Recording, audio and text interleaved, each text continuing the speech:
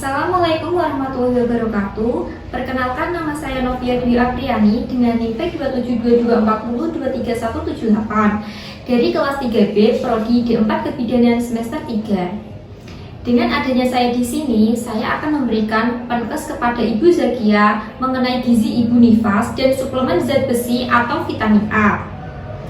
Mari simak videonya berikut ini.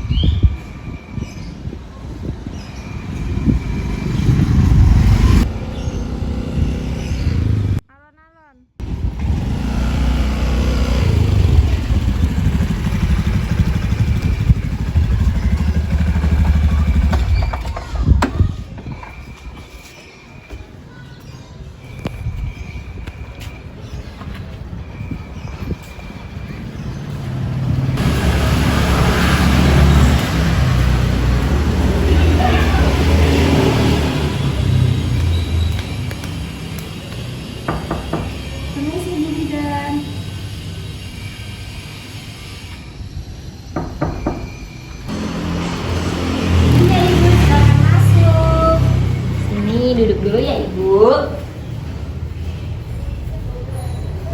Dengan Ibu siapa ini? Saya dengan Ibu Zakia, Bu. Oh iya, yang lahiran 2 bulan yang lalu itu ya? Iya, betul, Bu. Nah, gimana Ibu Zakia? Apa bisa ada yang saya bantu?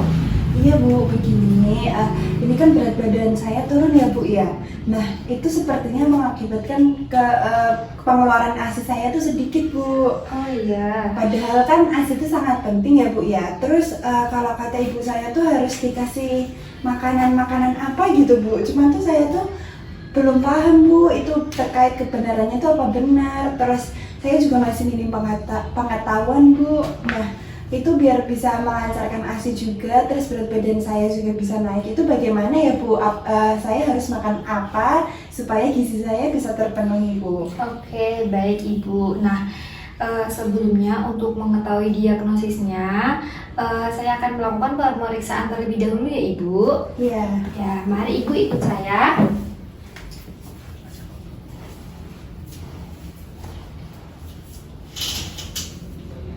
Baik Ibu, udah ya, silahkan duduk dulu ya Bu. Iya. Oke. Nah, dari hasil pemeriksaan tadi ternyata Ibu mengalami gizi yang belum terpenuhi ya Bu.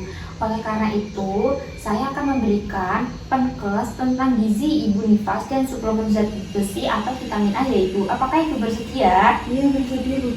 Oke, baik. Terima kasih. Nah, sebelumnya Ibu itu sudah mengetahui belum apa definisi dan manfaat gizi pada Ibu nifas? Belum itu, Bu. Apa ya itu, Bu? Oh ya, begini. Jadi definisi dari gizi adalah makanan yang sehat dan seimbang yang diperlukan oleh tubuh untuk beraktivitas. Lalu gizi Ibu nifas yaitu gizi yang dibutuhkan oleh ibu setelah melahirkan dari 1 hari hingga 6 minggu Ibu. Nah, kalau untuk manfaat gizi yaitu yang pertama meningkatkan status gizi ibu, yang kedua memulihkan kondisi tubuh ibu setelah melahirkan, yang ketiga memproduksi ASI yang cukup, dan yang keempat meningkatkan daya tahan terhadap penyakit dan infeksi, yang kelima meningkatkan kebugaran dan stamina, yang keenam memelihara kadar vitamin yang terlarut dalam ASI ibu. Nah, yang meningkatkan status gizi ibu tadi, sebelumnya ibu makan makanan yang kurang bergizi. Maka setelah ibu mengonsumsi makanan yang bergizi, status gizi ibu akan meningkat. Begitu Ibu. Lalu apabila ibu mengalami kekurangan gizi juga akan berdampak pada ibu. Apa itu ya, Bu, dampaknya? Dampaknya yang pertama itu menyebabkan resiko berbagai penyakit Ibu. Nah, termasuk infeksi serta menurunkan produktivitas. Ini ya Ibu. Dan kemampuan untuk beraktivitas dan juga tidak dapat memproduksi ASI yang berkualitas. Jadi apabila ibu gizinya kurang, maka produksi ASI ibu juga akan berkurang tadi ya Bu ya. Iya. Kalau ibu sudah tahu belum makanan apa yang dianjurkan untuk ibu yang mengalami gizi yang kurang? Belum, Bu. Itu apa aja ya? Soalnya kan kayaknya saya kurang banget gitu ya, Bu, ya gizinya ya. Oke, baik, saya akan jelaskan ya Ibu. Di sini ada makanan yang dikonsumsi Ibu berguna untuk melakukan aktivitas metabolisme cadangan dalam tubuh, proses produksi ASI, serta sebagai ASI itu sendiri yang akan dikonsumsi oleh bayi untuk pertumbuhan dan perkembangannya ya Bu. Iya.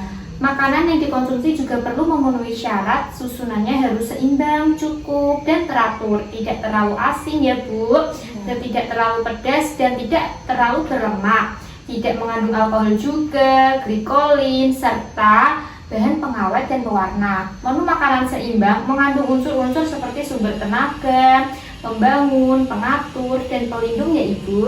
Iya. Nah, selain itu Bu, Ibu juga harus mengkonsumsi makanan yang mengandung zat besi Ibu.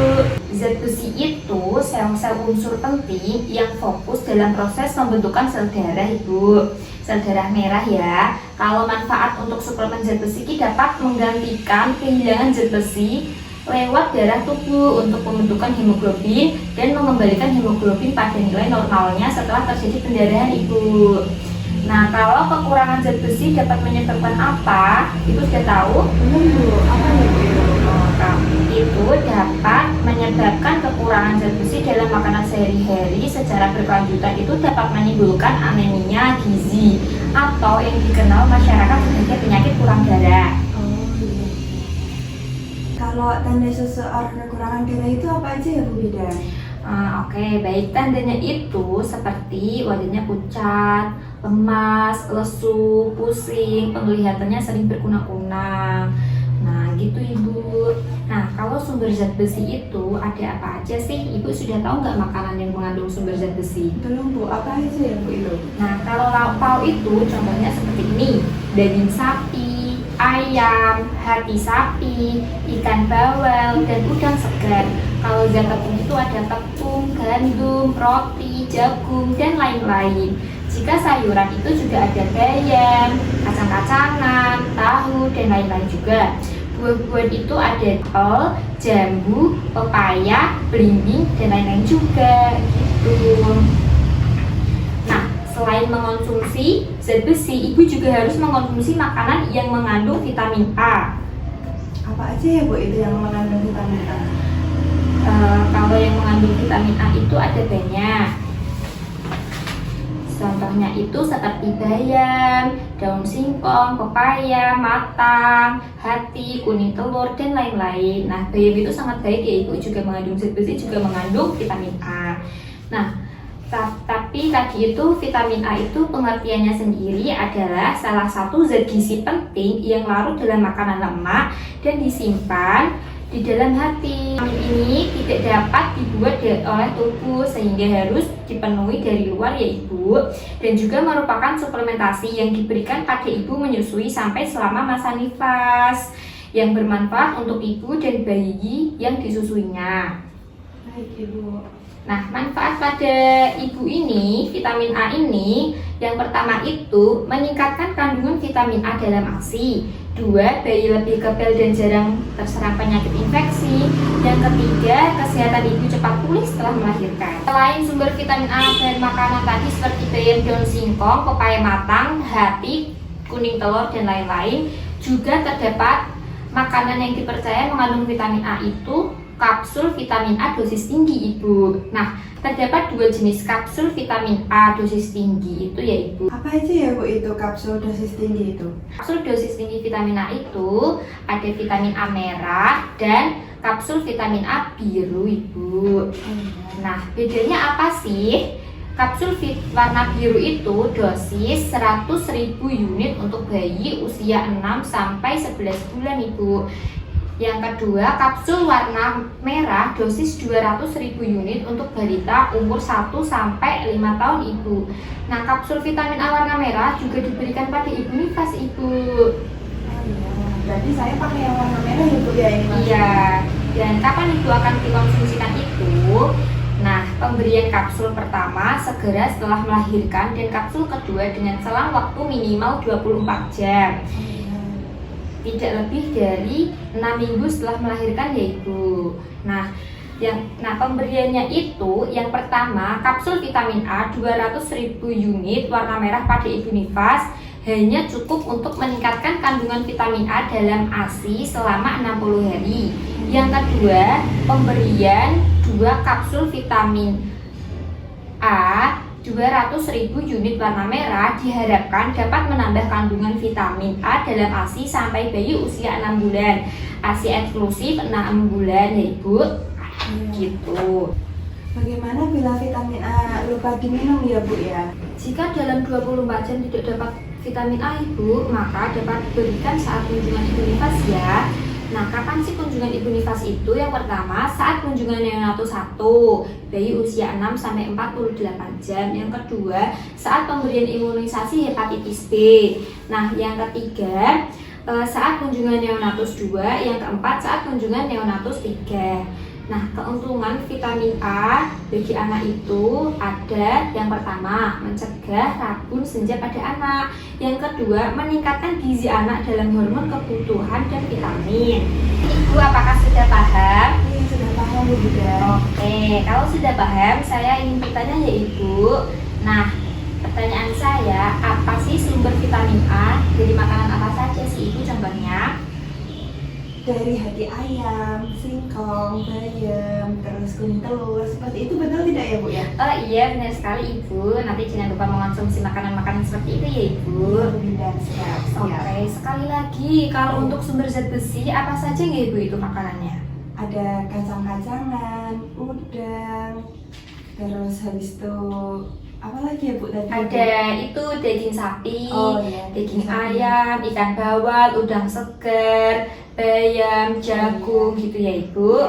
Iya, Nah, itu nanti jangan lupa Ibu makanan-makanan yang bergizi agar ASI Ibu lancar ya Ibu. iya, siap Bu Bunda. Nah, gitu ya Ibu. Apakah Ibu sudah paham dan sudah puas dengan penjelasan saya? Iya Bu, sudah paham, sudah puas juga.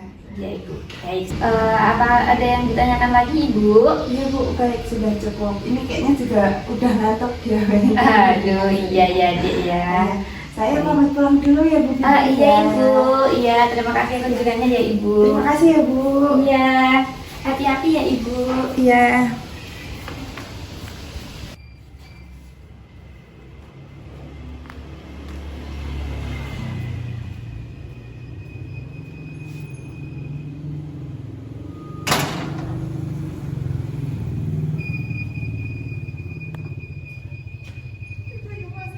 Sekian video pendidikan tentang gizi pada Ibu nifas dan suplemen zat besi atau vitamin A. Terima kasih. Wassalamualaikum warahmatullahi wabarakatuh. Semoga bermanfaat.